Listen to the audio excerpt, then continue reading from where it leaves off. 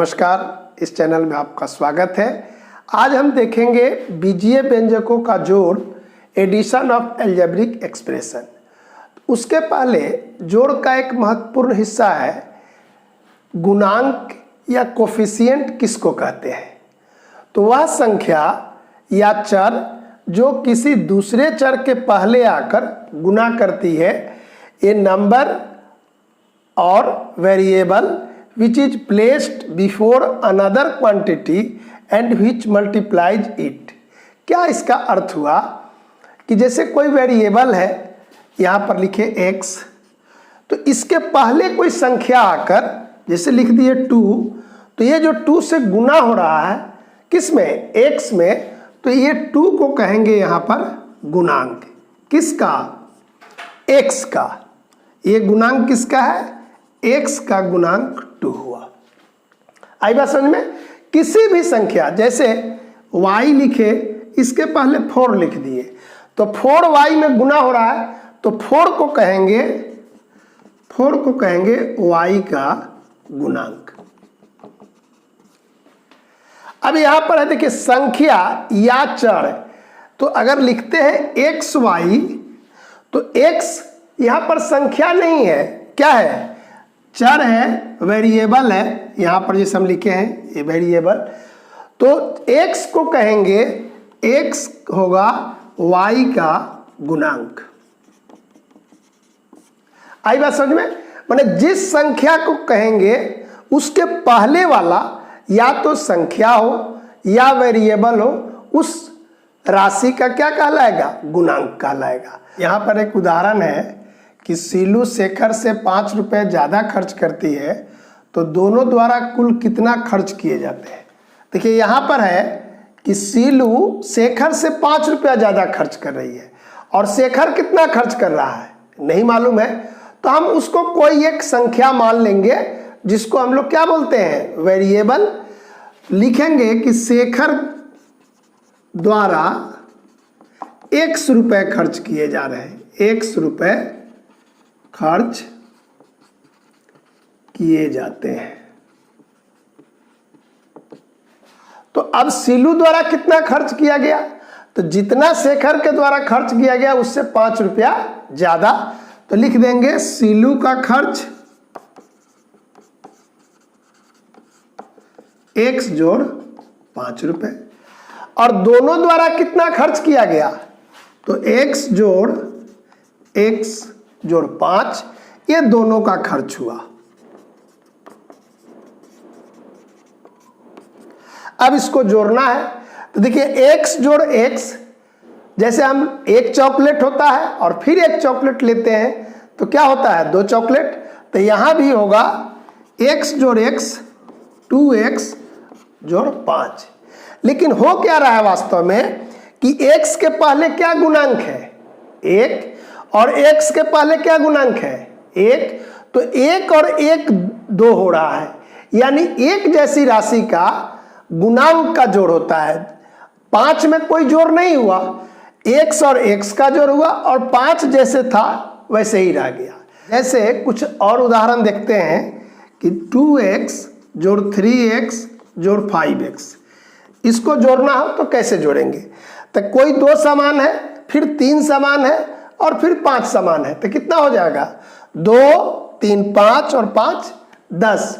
अब इसको हम गुणांक का जोड़ कैसे करते हैं? तो देखिए x यहाँ भी है, x यहाँ भी है और x यहाँ भी है, यानी ये तीनों राशि क्या है? समान है, लाइक टर्म्स है। तो इसको ऐसे जोड़ते हैं, x यहीं रहेंगे और यहाँ जो गुणांक है इसको केवल गुणांक को जोड़ते हैं, ये हुआ 10x। तो इसका क्या अर्थ हुआ कि एक जैसी राशि में, यानी ये जो टर्म है 2x 3x 5x, इसको कौन टर्म बोलते थे? लाइक टर्म्स, समान पद। तो समान पद में हम सिर्फ गुणांक का जोड़ कर रहे हैं। लेकिन अगर यही x भी हो और y भी हो, फिर तीसरा पद z भी हो, इस तरह का 2 पद का जोड़ हो, 3 पद का जोड़ हो, तब कैसे जोड़ेंगे? देखिए यहाँ एक उदाहरण है कि 2x + 8 और 7x - 5 को जोड़ना है। तो देखिए यहाँ भी 2 पद है, यहाँ भी 2 पद है, तो इसको हम दो तरह से जोड़ सकते हैं। पहला तरीका होगा कि देखिए 2x प्लस 8 और प्लस 7x माइनस 5 एक ही लाइन में लिख दिए। अब देखेंगे कि x वाला टर्म कौन कौन है, तो है 2x और 7x, तो लिखेंगे x 2 प्लस 7 और प्लस 8 माइनस 5। क्या किए कि x वाला एक जगह कर लिए और जो कांस्टेंट था उसको अलग कर लिए। तो यहाँ होगा 7 और 2 9x और 8 में से 5 जाएगा तो 3। तो इस तरह का जो जोड़ होता है इसको बोलते हैं हॉरिजॉन्टल मेथड, क्षैतिज विधि। कैसे? जब एक लाइन में लिख कर रहे हैं जोड़ की क्रिया, तब इसको बोलते हैं हॉरिजॉन्टल मेथड, हिंदी में क्षैतिज विधि। दूसरी विधि होगी कि ये जो 2x प्लस 8 है और 7x माइनस 5 है, इसको नीचे ऊपर लिखते हैं ऐसे 2x प्लस 8 और 7x माइनस 5। तो इस विधि को बोलते हैं कॉलम मेथड,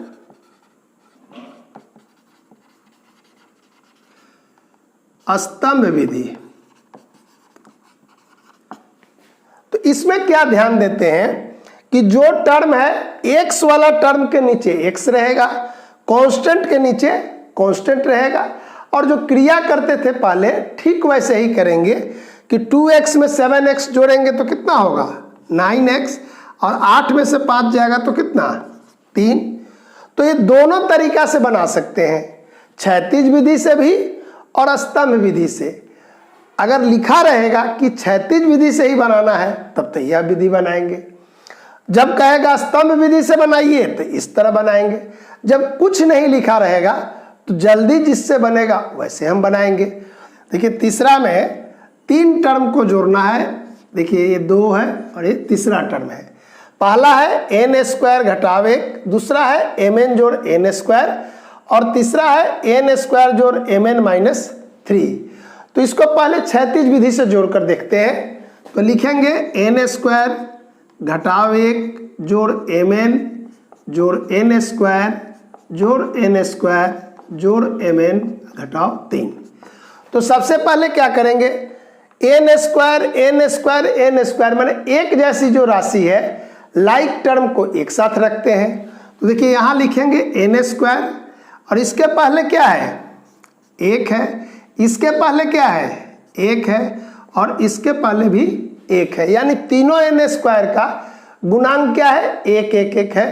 तो इसको लिख दिए। अब दूसरा लेंगे mn, देखिए mn लिख दिए, इसका गुणांक कितना है 1 और इसका गुणांक कितना है 1। अब उसके बाद कांस्टेंट देखते हैं, तो यहाँ है घटाव 1 और यहाँ है घटाव 3। अब इसको देखिए n स्क्वायर और 1 1 ये कितना हो गया 3, यहाँ कितना 1 जोड़ 1 2, mn घटाव 4, 3 और 1 4 दोनों घटाव में है। अब इसी सवाल को दूसरी विधि से बताते हैं। तो लिखेंगे पहले n स्क्वायर घटाव 1, अब इसके नीचे लिखेंगे mn जोड़ n स्क्वायर। तो यहाँ पर mn नहीं है तो क्या होगा कि n स्क्वायर पहले लिख दिए, उसके बाद क्या लिखेंगे mn, देखिए यहाँ लिख दिए mn। तीसरा टर्म में क्या है n स्क्वायर भी है और mn भी है, तो n स्क्वायर के सामने n स्क्वायर लिखे और mn के सामने mn लिखे और तब कांस्टेंट लिखे। अब इसको जब जोड़ेंगे तो देखिए n स्क्वायर है, तो यहाँ कितना हो जाएगा 3n स्क्वायर। अब यहाँ पर देखिए यहाँ पर है घटाव 1, उसके नीचे mn, उसके नीचे mn, यानी ये तो कांस्टेंट है इसके साथ जुड़ेगा और mn और mn इसके साथ जुड़ेगा। तो लिखेंगे 2mn और घटाव 1 और घटाव 3 घटाव 4। तो दिक्कत क्या हुई कि यहाँ 2 टर्म है, यहाँ 2 टर्म है, यहाँ 3 टर्म है। तो 3 टर्म है और यहाँ 2 टर्म है, तो mn के सामने mn तो हम लिख दिए, लेकिन घटाव 1 के सामने घटाव 3 नहीं लिख पाए।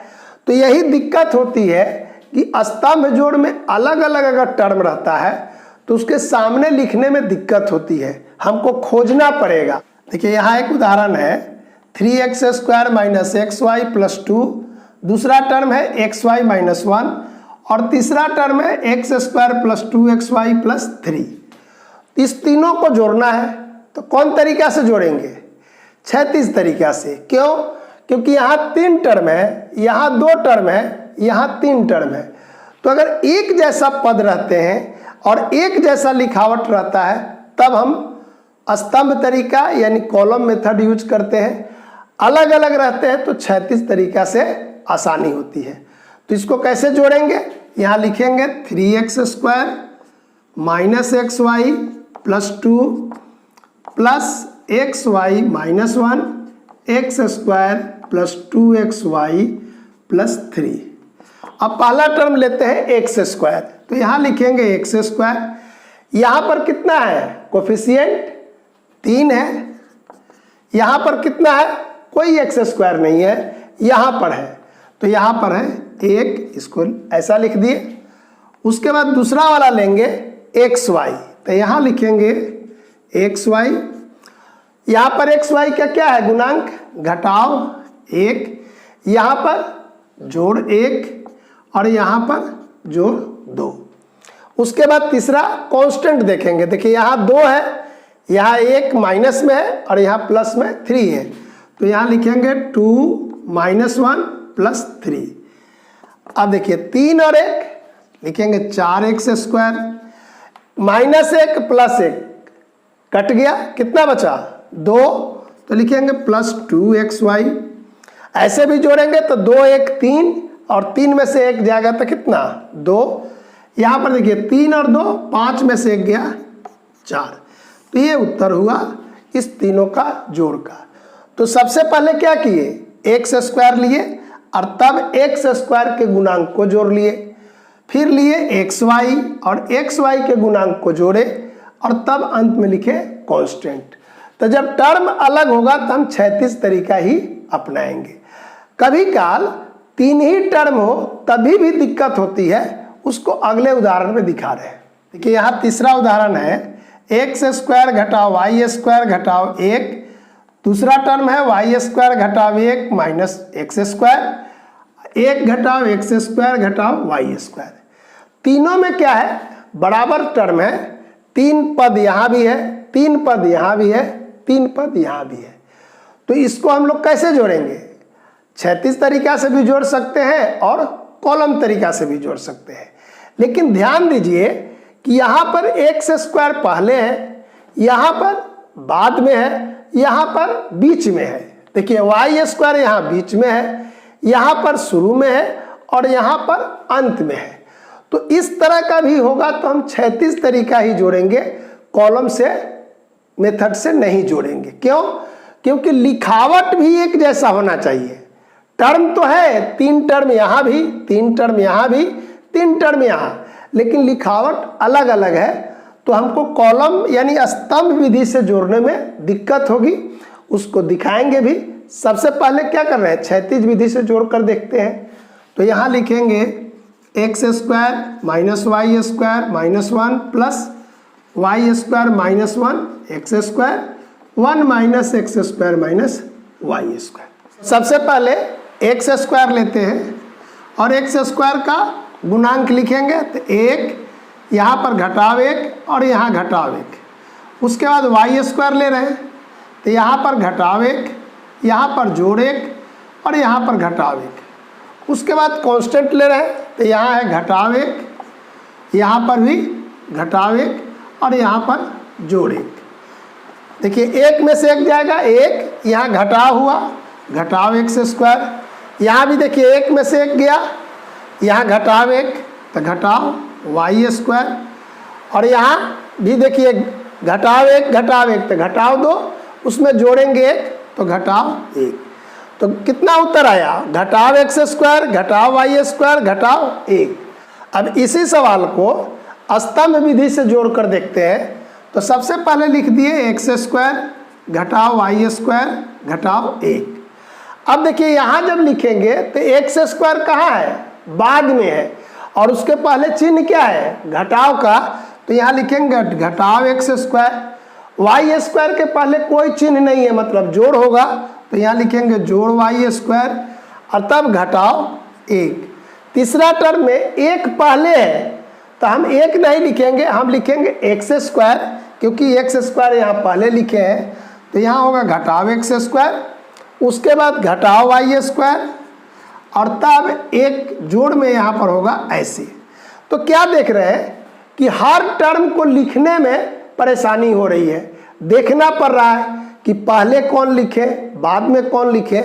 ऐसे जोड़ेंगे तो क्या होगा, एक्स स्क्वायर में से एक्स स्क्वायर चला जाएगा, क्या बचेगा, घटाव एक्स स्क्वायर, यहाँ होगा घटाव वाई स्क्वायर और यहाँ होगा घटाव एक। तो जोड़ने में उतना दिक्कत नहीं होगी, लिखने में ही दिक्कत होती है। तो जहाँ भी तीन टर्म है लेकिन लिखावट अलग है तो हम क्षैतिज तरीका ही अपनाएंगे तो सुविधा होगी। दो टर्म में भी यही काम करते हैं, क्योंकि दो टर्म क्या होता है कि हम बिना लिखावट का भी कर लेते हैं, लेकिन तीसरे टर्म में ज़्यादा दिक्कत होती है। तो इस तरह जहाँ भी समान पद होंगे और समान लिखावट होंगे तब हम कॉलम वाला विधि करेंगे उपयोग में, स्तंभ विधि, और क्षैतिज विधि कब करेंगे, तो क्षैतिज विधि कभी भी कर सकते हैं। आपको जिसमें सुविधा होगी उसमें बनाइएगा, कोई दिक्कत होगी तो आप कमेंट देंगे, फिर से हम बताएंगे। आज इतना ही रखते हैं, धन्यवाद।